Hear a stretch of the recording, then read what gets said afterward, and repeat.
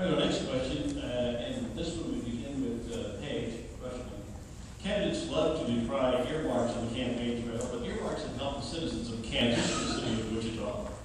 Whether it be funding for composites research, National Institute for Aviation Training, railway overpass projects in downtown, even the BTK investigation. What is your position on earmarks? Paige, Rutschmann, please. Earmarks have been with us since probably the beginning of our formation of our government. It is only natural that your representatives and your senators would do things that are in the best interest of your state. However, to an extreme, when you are putting in earmarks that are detrimental to the rest of the nation, this is not a good thing.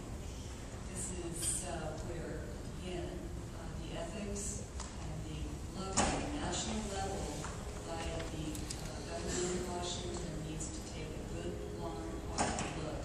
It's all right to have some earmarks, but in excess and at the detriment of other countries or other states in the nation, it is not good. We need to do everything in moderation, and the well-being of the nation should be the prime objective of the candidates that are running here, as well as your senators. The government must remain united as a nation and not do anything that would put the rest of the nation in jeopardy.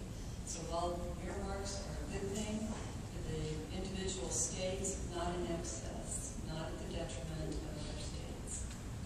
Dean Schodorf, your position on earmarks, please. Yes, we've had this question before, and I think that I have tried to think about what is good for the state, what's good for the nation, and I had asked that very same question when Wichita got safe rooms because 3 schools were destroyed by tornadoes and BTK and composites and so forth. At the state level, it's a transparent system. We go through the budget process. We have hearings. We have people who come and testify for and testify against. We have unified agendas of areas who believe that, and we believe the South Central part of the state believe that what we do in the South Central Kansas benefits the entire state because of the economic development and the revenue and the jobs that we have.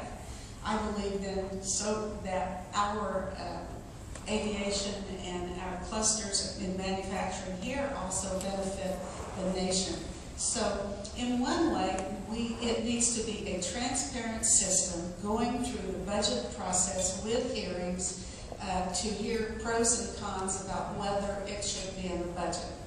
However, having said that, I mean, that's the system that it should be, because that's just the way it should, the way government should be run is a transparent system. But today, we've got to cut spending, and it's going to be hard. We cut spending at the state level, and the federal government has to cut spending too, or else I don't know where we will be with our deficits going to increase.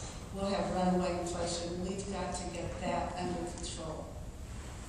Jim Anderson, please, what is your position on earmarks? No, I've been against them from day one. They take our money, send it to Washington, and we have to beg to get it back.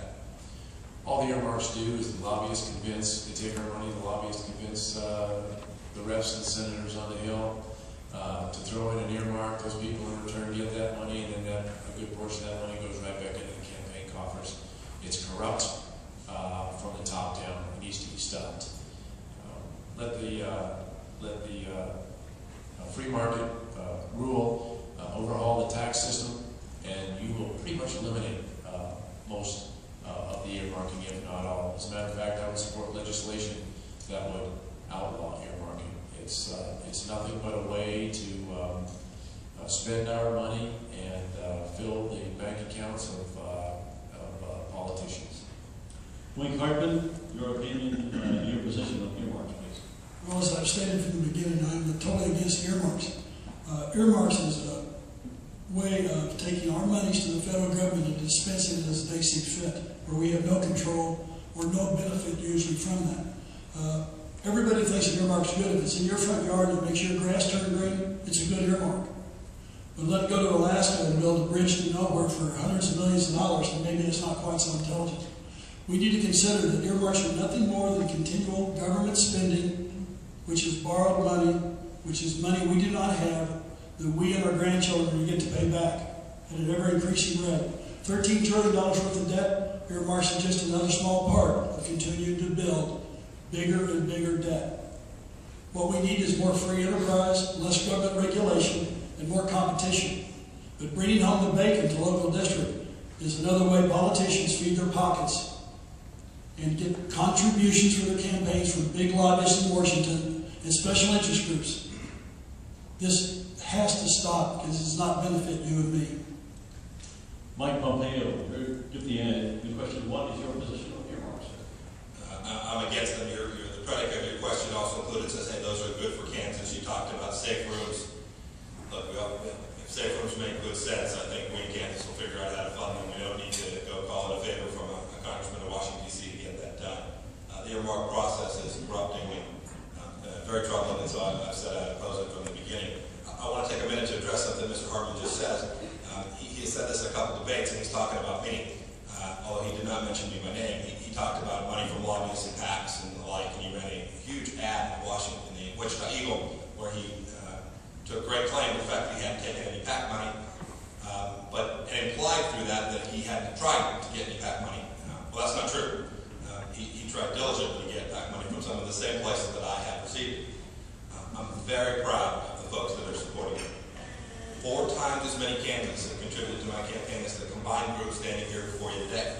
These are people who understand the needs and wants and challenges here in the 4th District of Kansas. I'm very, very proud of what I've done and who's around me. Everyone's talked about the importance of the aircraft manufacturing industry to our district. I lived that for 10.5 years. Our current congressman came out of that world too. And for that reason, I've got lots of small business owners who are in that industry who have supported my team. They call them wingmen for Pompeo. And I received the endorsement from Spirit, from Cessna, from Learjet and Boeing, and from each of the large aircraft manufacturing companies. Their leaders understand that it's very difficult to create jobs here in Kansas. And they recognize a leader who can build a team to go do that. So when someone runs a commercial and says, gosh, this fellow Pompeo's taking all that PAC money, it represents less than 3% of all the contributions I've received today. And indeed, the largest PAC that I've received help from is a PAC called the Club for Growth. It is this nation's leading free market, small government institution.